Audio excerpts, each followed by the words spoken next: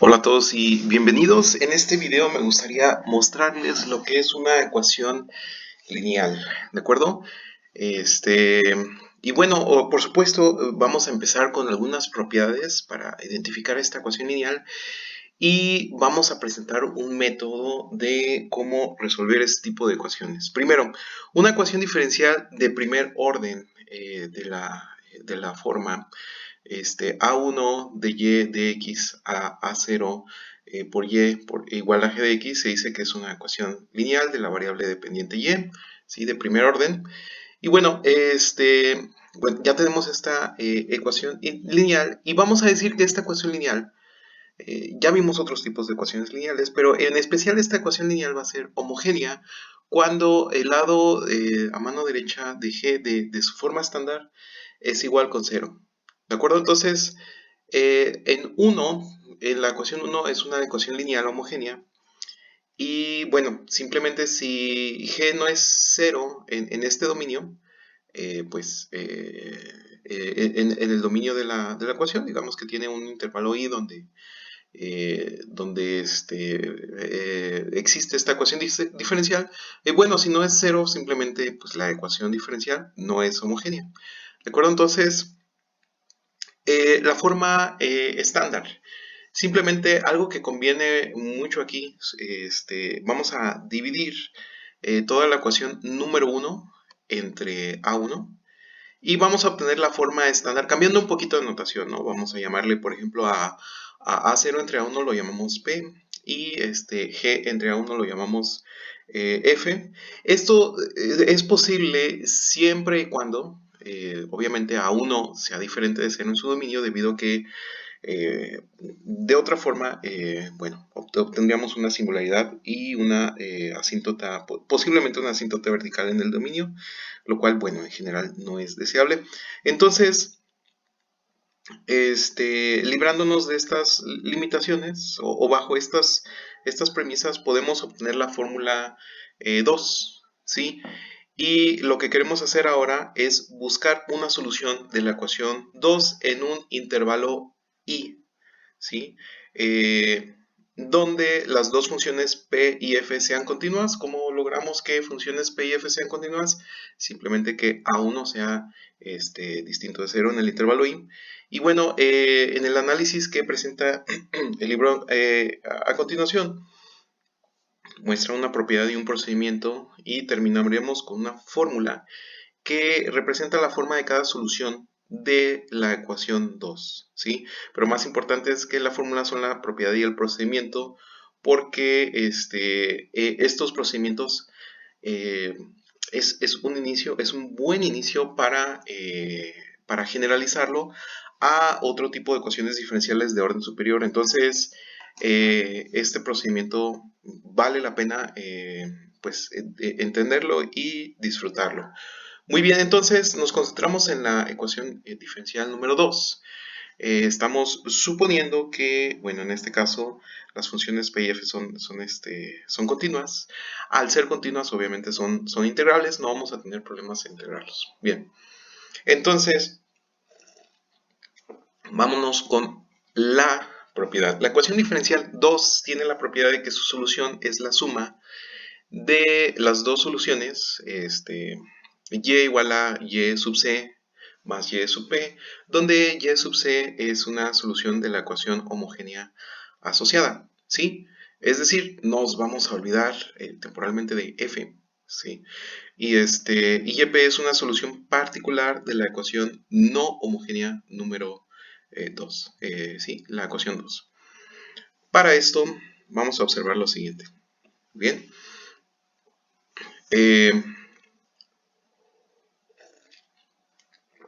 Si nosotros derivamos y de c más y de p, lo cual es y, más p de x por y de c, bueno, y sub c más y sub p, esto es igual a la derivada de y sub c más p mayúscula por y sub c, ¿sí? Simplemente hicimos una manipulación algebraica muy sencilla, lo cual sabemos que es 0 por la igualdad que nosotros tenemos aquí en la ecuación 3, recordemos que y sub c es una solución de esta ecuación diferencial. Ajá, más derivada de y con respecto a p de x más p por y de p, ¿sí? Que esto es por la ecuación 2 que tenemos aquí arriba, esto es f de x, ¿sí? Y por último esto es igual a f de x. Bien, ahora la ecuación 3 es una ecuación separable, ajá. Por lo que podemos determinar y de c al escribir la ecuación c de la siguiente forma. Simplemente derivada de y entre y, o sea, dividimos entre y toda la ecuación. Vamos a tener que derivada de y entre y más p de x por dx es igual con 0. Procedemos a integrar, ¿sí? Y despejando y, se obtiene que y sub c es simplemente una constante por e a la menos p de x de x.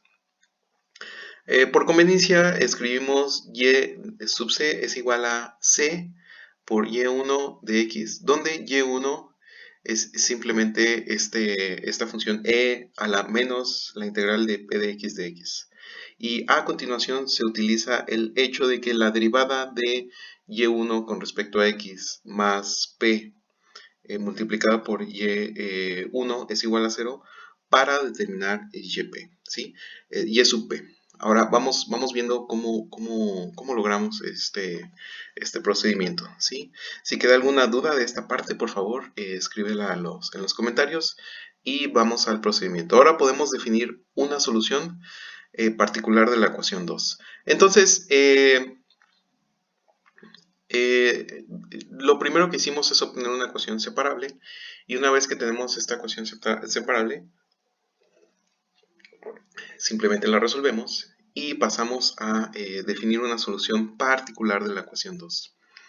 Bien, para lograr esta solución particular de la ecuación 2, vamos a seguir un procedimiento que se llama variación de parámetros. Bien, ¿cuál es la idea? ¿Cuál es la filosofía? El fundamento de la variación de parámetros. Bueno, esto es encontrar una función u, tal que y sub p es igual a u por y1, que sea, bueno, esto ya sabemos que es igual a u por e a la integral de menos p de x, sea una solución de la ecuación 2. En otras palabras, nuestra suposición para y sub p es la misma que y sub c igual a c por y1, excepto que c se ha sustituido por el parámetro variable u, ¿sí? Vamos, es un coeficiente variable. Entonces, sustituyendo y sub p igual a u por y1 en la ecuación 2, la cual tenemos nosotros aquí arriba. Esta es la ecuación 2, digamos la forma estándar, la que queremos resolver. ¿Sí? Vamos a obtener primero u por derivada de y1 entre dx más y1 por la derivada de u con respecto a x más p de x por u por y1 igual a f de x. Ajá. Esto notemos que es una derivada de un producto, o lo que podemos obtener es sería u que multiplica a derivada de y1 de x más p por y1. Simplemente aquí lo que hicimos fue factorizar el u del primero y el tercer término de la ecuación anterior, y dejamos solo el término y1 por du de x igual a f de x. Por lo tanto, tenemos que, bueno, esto ya sabemos que es 0, ¿sí? Y la razón por la cual sabemos que esto es 0 es porque ya lo habíamos calculado anteriormente, sobre la ecuación número 3. Entonces sabemos que y1 por du de x es igual a f de x. Bien. Entonces, separando las variables e integrando, se obtiene que du es igual a f de x entre y1 de x. Ahora lo que hacemos es integrar de ambos lados. Obtenemos que u es igual a la integral de f de x entre y1 de x. Puesto que y1, recordamos un poquito, es la exponencial elevada a menos la integral de p de x, vemos que 1 entre y es simplemente e a la integral de px de x. Usamos un poquito la regla de las potencias y por lo tanto y sub p es igual a u por y1, lo cual es igual a la integral de f de x entre y1 de x por e a la menos p de x, ¿sí? Que esto es igual a, bueno, esto lo simplificamos un poquito, esto es simplemente e a la menos integral de p de x por la integral de e a la integral de p de x.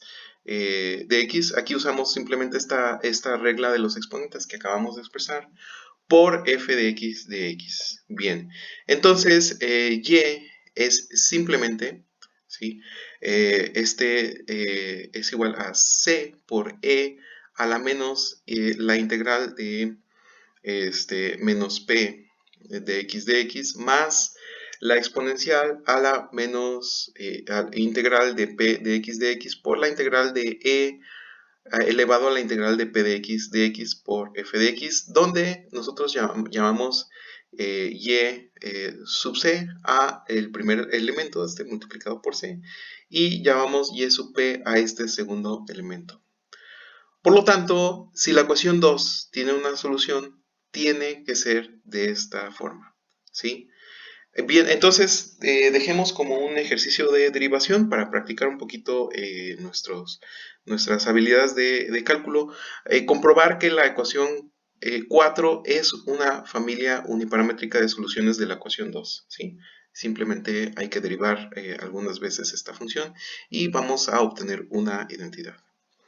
Bien, entonces, un consejo es, ok, no es necesario memorizar la fórmula que se presenta en la ecuación 4, pues es un poquito larga, pero sí hay que recordar este término especial que es e a la p de x, ya que se utiliza para resolver la ecuación número 2, ¿no? La que nos interesa, de una manera equivalente, pero más fácil, ¿sí?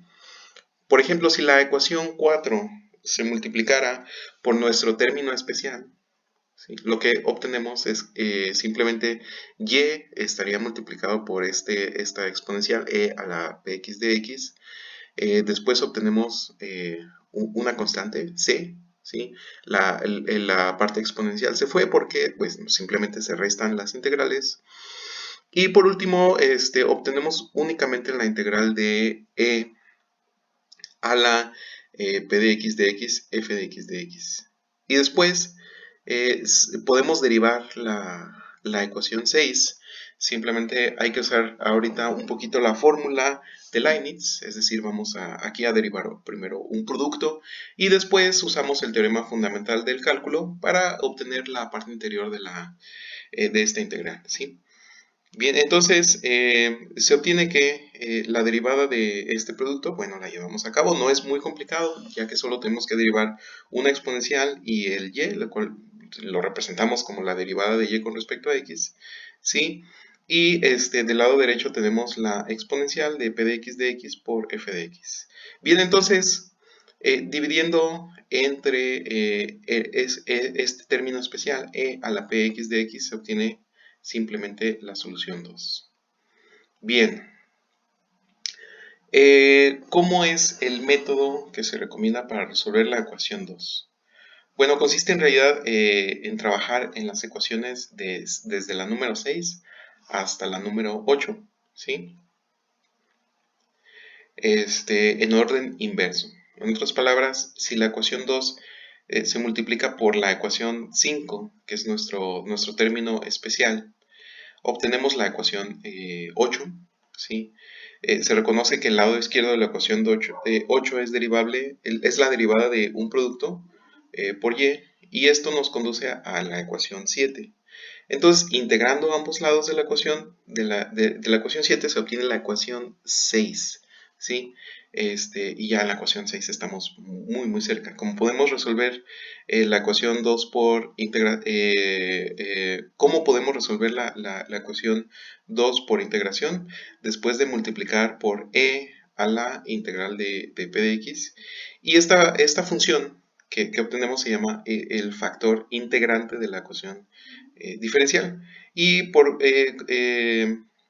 conveniencia, bueno, vamos a resumir estos resultados. No es necesario memorizar la fórmula 4, sino seguir cada vez el siguiente procedimiento. Y ahí es donde, bueno, hay que resolver algunos ejercicios para recordar cómo es este procedimiento, 2 o 3 ejercicios y uno ya lo tiene dominado. Entonces, por eso voy a pedir que se capturen por lo menos unos 3 ejercicios de esta ecuación lineal de primer orden. Entonces, bien, ¿cómo resolvemos esta ecuación lineal de primer orden? Primero, la ecuación lineal de la fórmula 1, recuerden que dividimos por el coeficiente de la derivada de y con respecto a x para obtener la forma estándar, que fue la fórmula 2. ¿Sí?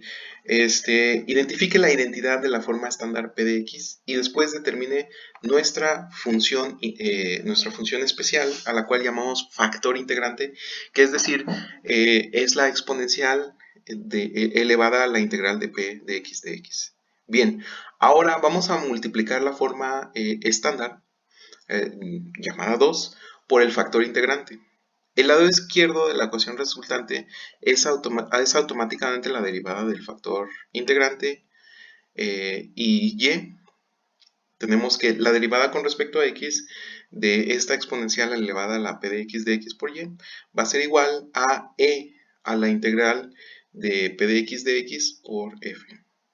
Bien, y como último paso, vamos a integrar ambos lados de esta ecuación y con eso obtenemos la solución. Bien, entonces mostremos un ejemplo. Vamos a ver, tenemos la solución de una ecuación diferencial lineal homogénea. Tenemos el caso sencillo porque ya es homogénea. Bien, entonces el problema nos pide resuelva la siguiente ecuación diferencial, es decir, encuentre la solución a esta ecuación diferencial. La derivada con respecto a y, la derivada de y con respecto a x menos 3 veces la derivada, 3 veces y es igual con 0. Bien, esta ecuación lineal se puede resolver por medio de nuestro método de separación de variables. En otro caso, bueno, la ecuación ya está en la forma estándar que llamamos 2 y vemos que p de x es igual a menos 3. Entonces, nuestro factor integrante es la exponencial elevada a la integral de menos 3 con respecto a x. Esto es muy fácil de integrar. Esto quiere decir que nuestro factor integrante es e a la menos 3x. Multiplicando la ecuación por este factor y reconociendo que bueno, e elevado a la 3x por la derivada de y con respecto a x menos 3 veces e a la menos 3x por y es igual a 0, es la misma, por la regla del producto, que la derivada de e a la menos 3x por y igual con 0. Entonces todo lo que hay que hacer es integrar ambos lados de la última ecuación, ¿sí? Usamos un poco el teorema fundamental del cálculo y del cálculo integral y tenemos que e a la menos 3x por y es igual a una constante de integración. Entonces todo lo que tenemos que hacer es despejar y, por lo que obtenemos que la solución explícita de esta ecuación diferencial es y es igual a una constante multiplicada por e a la 3x y bueno, está definida en todos los números reales. Bien, vamos pasando al ejemplo 2, donde procedemos a resolver la ecuación diferencial no homogénea. Bien, el factor que hace esta ecuación diferencial no homogénea va a ser un 6. Entonces ya resolvimos el primer paso. Vamos al segundo paso.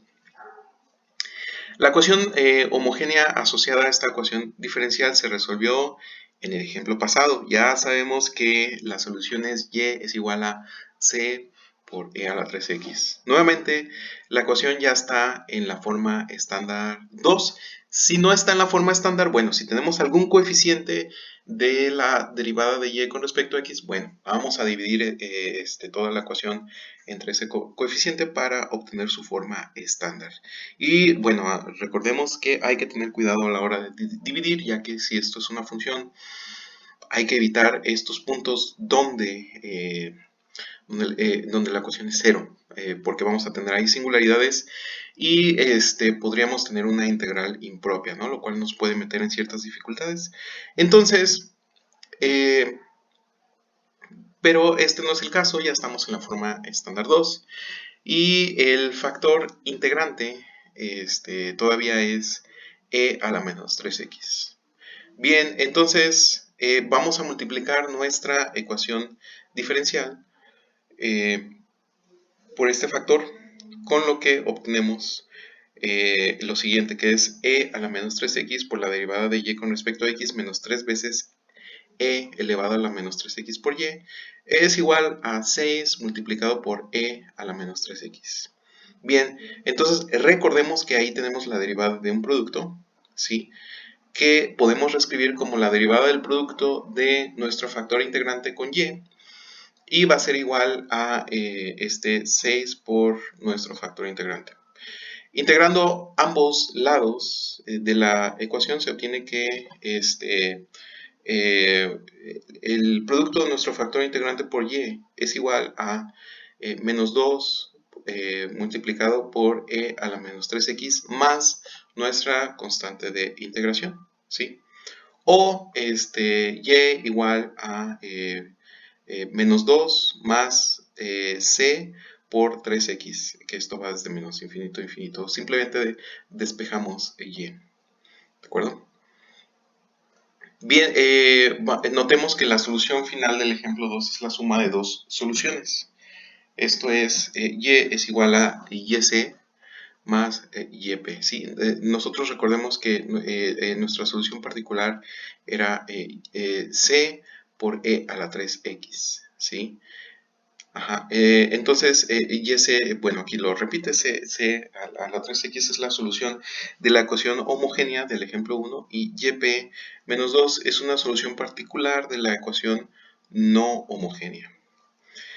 No necesitamos preocuparnos de si una ecuación lineal es de primer orden, es homogénea o no homogénea, cuando seguimos el procedimiento de solución que se acaba de escribir. La solución de una ecuación no homogénea necesariamente produce y igual a yc más yp. ¿Sí? Sin embargo, la diferencia entre resolver una ecuación diferencial homogénea y una no homogénea será más importante después, ¿sí? Donde resolveremos ecuaciones lineales de orden superior. Bien, entonces, cuando A1, A0 y G en la ecuación, digamos que no estándar, son constantes, la ecuación diferencial es autónoma, ¿sí? En el ejemplo 2, que podemos comprobar, de la forma normal de y entre dx igual a 3 por y más 2, que menos 2 es un punto crítico y que es inestable, ¿sí? Es un repulsor. Muy bien. Y así una curva solución con un punto inicial, ya sea arriba o abajo de la gráfica de la solución de equilibrio, y igual a menos 2, esta es nuestra solución de equilibrio, se va a alejar de esta recta horizontal conforme el valor en nuestro eje X aumenta, ¿sí? Recordemos que no necesariamente significa esto que el comportamiento asintótico sea infinito, sino que puede ser infinito muchísimo antes. Y bueno, la figura que tenemos aquí a la izquierda, obtenida con la ayuda de una aplicación para trazo de gráficas, yo creo que muy probablemente fue matemática, como lo usamos anteriormente, muestra que la gráfica de y igual a menos 2, y igual a menos 2, que es una solución, junto con otras curvas de la solución, ¿de acuerdo? Bien, ahora vamos a hablar un poco sobre la constante de integración. Observemos que en el análisis general y en los ejemplos 1 y 2 no se ha considerado una constante de integración, en la evaluación de la integral indefinida del exponente, ¿sí? Si consideramos las leyes de los exponentes y el hecho de que el factor integrante multiplica ambos lados de la ecuación diferencial, nos podemos dar cuenta por qué es innecesario escribir la integral de p de x más c. Sí, esto se queda como un ejercicio, pero no hay mucho truco. En realidad, todo lo que tenemos que hacer es usar un poquito la propiedad de los exponentes y vamos a ver que esta constante desaparece. Por eso nos saltamos la constante de integración para nuestro factor integrante. Bien, ahora hablemos de la solución general. Supongamos que las funciones p y f en la ecuación estándar, la ecuación 2, son continuas en cierto intervalo i.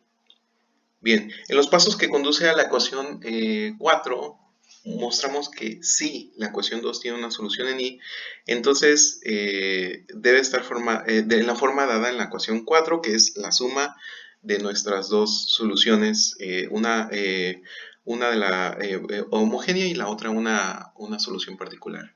Recíprocamente, es un ejercicio directo de derivación comprobar que cualquier función de la forma 4 es una solución de la ecuación diferencial 2. De hecho es muy sencillo, solo hay que derivar un poquito y sustituir. Nosotros ya sabemos comprobarlo. Y bien, en otras palabras, 4 es una familia uniparamétrica de soluciones de la ecuación 2. Y toda solución de la ecuación 2 definida en I es un miembro de esta familia. ¿De acuerdo? Por lo tanto, llamamos a la ecuación 4 la solución general o la familia de soluciones de la ecuación diferencial en el intervalo i. Bien, ahora escribiendo la ecuación 2 en forma normal, eso quiere decir y' igual a f de x y y, podemos identificar que f de x es igual a menos p de x por y más f de x y la derivada de f con respecto a y es igual a menos p de x. De la continuidad de p y f en el intervalo i, vemos que f y la derivada de f con respecto a y son también funciones continuas en nuestro intervalo. Esto nos da los ingredientes que necesita el teorema de existencia y unicidad, ¿sí? El teorema 1.2.1. Como nuestra justificación, concluimos que existe una y solamente una solución del problema con valores iniciales, dado por nuestra ecuación derivada de y con respecto a x más p de x por y igual a f de x con la restricción o la condición inicial y evaluada en x0 igual a y0, definida en algún intervalo i0 que contiene el punto x0. Pero cuando x0 está en general en el intervalo, encontrar una solución de la ecuación 9 es exactamente lo mismo que encontrar un valor adecuado de c en la ecuación 4. Es decir, para toda x0 en i le corresponde una constante distinta a c. En otras palabras, el intervalo de existencia y unicidad i0 de nuestro teorema 1.2.1, del teorema de existencia y unicidad para problemas con valores iniciales 9 es nuevamente el intervalo completo i. Bien. Entonces vamos viendo el ejemplo 3, el cual es una solución general. Simplemente nos pide que resolvamos la ecuación x por la derivada de y con respecto a x menos 4 veces y igual a x a la 6 por e a la x. Bien, entonces esto no está en la forma estándar. Tenemos que dividir entre x. Cuidado, esto va a funcionar siempre y cuando x sea distinto de 0. Bueno, porque nosotros sabemos que es vergonzoso dividir entre 0 en público. Entonces, sí, ok, vamos haciéndolo, vamos a dividir entre x, suponiendo que nuestro intervalo no incluye el punto x. Bien, ¿qué perdemos? Bueno, lo que pasa es que notemos que, por ejemplo, 4 entre x, bueno, ya no es una función que es en general integrable, ¿verdad? en todo el intervalo. Entonces vamos a ver qué pasa. Entonces, lo mandamos a la forma estándar. Dividimos entre x, obtenemos la forma estándar, ¿sí? De esta forma identificamos que nuestro p de x para obtener posteriormente nuestro factor integrante es menos 4 entre x, ¿sí? Entonces f de x es igual a x a la 5 e a la x, y además vemos que p y f son continuas, y aquí está el truco. P y f son continuas en el intervalo abierto desde 0 hasta infinito. No incluimos el 0 por las razones que expliqué anteriormente, para no dividir entre 0 en nuestra ecuación número 10.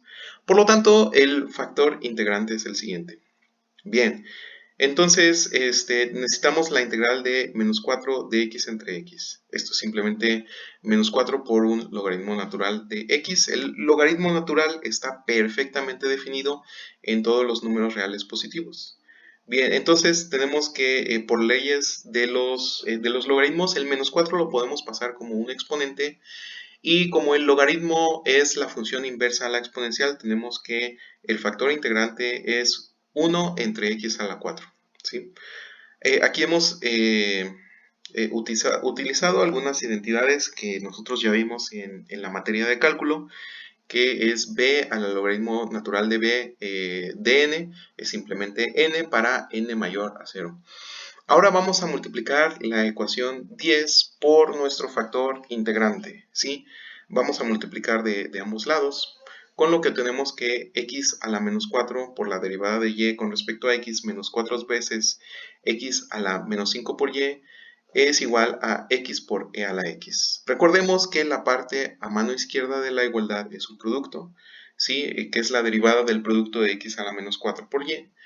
Y lo que procede es la integración de ambos lados. El lado derecho, bueno, yo sugiero utilizar la técnica que aprendimos en cálculo de integración por partes, y se tiene que la solución general definida en el intervalo desde 0 hasta infinito es x a la menos 4 por y es igual a x por e a la x menos e a la x más una constante de integración, ¿sí? Si nosotros quitamos el x a la 4, simplemente obtenemos que y es igual a x a la 5 por e a la x menos x a la 4 e a la x más una constante multiplicado por x a la 4. Esto es algo muy bonito de este método, ya que de ecuaciones diferenciales pues relativamente complicadas obtenemos soluciones que, bueno, pueden lucir bastante complicadas, ¿no? Y no solo obtenemos soluciones particulares, sino obtenemos familias de soluciones. Bien, excepto en el caso en el que en el coeficiente principal es 1, la reformulación de la ecuación 1 en la forma estándar 2 requiere que se divida entre a sub 1. Los valores de x para los que a sub 1 es igual con 0 se llaman puntos singulares. En el ejemplo que nosotros acabamos de resolver teníamos un punto singular en 0, ¿sí? Los puntos singulares son problemáticos. Sí son problemáticos porque en general las funciones para ser integrables necesitan ser continuas, ¿sí? Entonces, cuando tenemos singularidades, pasamos a tener funciones que pueden ser no integrables o funciones impropias. En concreto, la ecuación 2, si P de x, que se forma al dividir a 0 entre a1, es discontinuo en un punto, la discontinuidad puede conducir a soluciones de la ecuación diferencial. Bien. Entonces, vamos a ver el siguiente problema. En resumen, aguas con los puntos singulares, ¿sí? Vamos bien. Determine la solución general de x al cuadrado menos 9 por la derivada de y con respecto a x más x por y. Bien, esto no está en la forma estándar. ¿Sí? Necesitamos dividir entre este polinomio de grado 2. Nosotros sabemos por el teorema fundamental del álgebra que un polinomio de grado 2 va a tener dos raíces. y en este caso este polinomio que representado por de grado 2, x al cuadrado menos 9 tiene dos raíces. Una raíz está en el punto 3 y otra raíz está en el punto menos 3. 3 al cuadrado da 9 y menos 3 al cuadrado da 9. Bien, entonces nosotros tenemos permiso de dividir esta función, pero vamos a alejarnos, bueno, vamos a quitar de nuestro dominio estos puntos singulares para evitar la pena de dividir entre 0. Es decir, que la función coeficiente que tenemos aquí para 11 no existe en 3 y menos 3. Bien, entonces escribimos la ecuación diferencial de nuestra forma estándar, ¿sí? La derivada de y con respecto a x más x entre x al cuadrado menos 9 por y igual con 0. Identificando que p de x es igual a x entre x al cuadrado menos 9. Bien, p, como nosotros ya la analizamos, ya sabemos que es continua en todos los reales excepto en menos 3 y en 3. ¿Sí? Por eso dividimos en tres intervalos, que es de menos infinito hasta menos 3, desde el menos 3 hasta 3, todos intervalos abiertos, y desde 3 hasta infinito. Entonces resolvemos la ecuación en el primer y en el tercer intervalo. ¿Sí? En estos intervalos el factor integrante es simplemente e elevado a la integral de x entre x al cuadrado menos 3 al cuadrado. ¿Sí? Esto es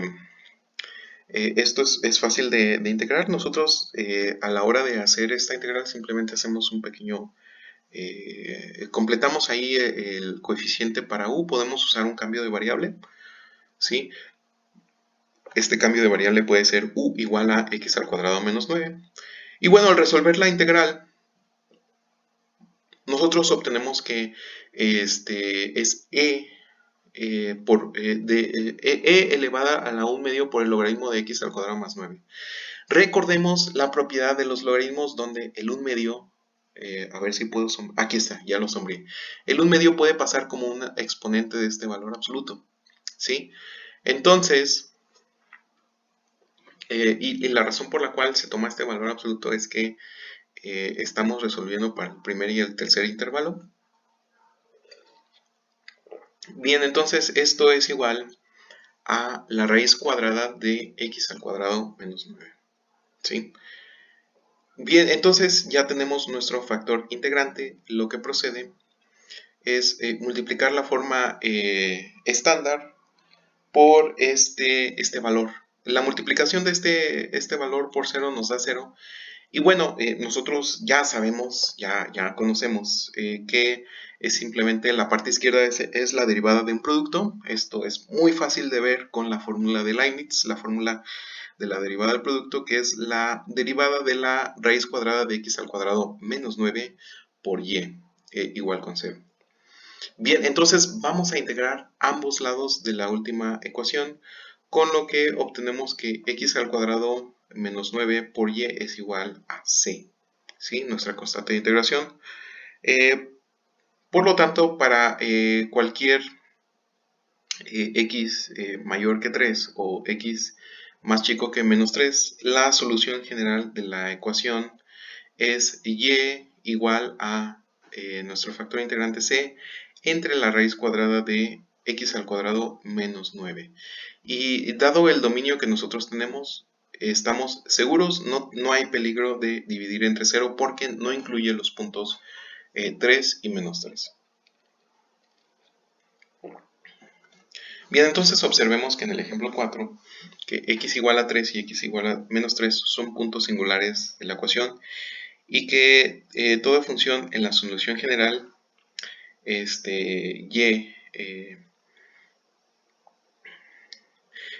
que toda función en la solución general y igual a c entre la raíz cuadrada de x cuadrado menos 9 es discontinua en estos puntos. Por otra parte, x igual con 0 es un punto singular de la ecuación diferencial en el ejemplo anterior, ese ya lo habíamos comentado, Pero la solución general, y igual a x a la 5, e a la x, menos x a la 4, e a la x más e x a la 4, es notable que cada función de esa familia uniparamétrica es continua, incluso si x es igual con 0, ¿sí? Y está definida en todos los reales, incluyendo el punto 0, el punto singular, y no solo en 0, desde 0 hasta infinito, como se indica en la solución. Sin embargo, la familia de soluciones y igual a x a la 5, e a la x menos x a la 4, e a la x más c por x a la 4, definida menos infinito a infinito, no se puede considerar la solución general de la ecuación diferencial, ya que el punto singular x igual con 0 sigue causando un problema, ¿sí? Muy bien. De acuerdo, entonces, por lo pronto vamos a pausar este video, o sea, aquí lo vamos a dejar. Si queda cualquier sugerencia o duda, por favor déjala en la sección de comentarios y nosotros nos vemos en el siguiente video. Hasta luego.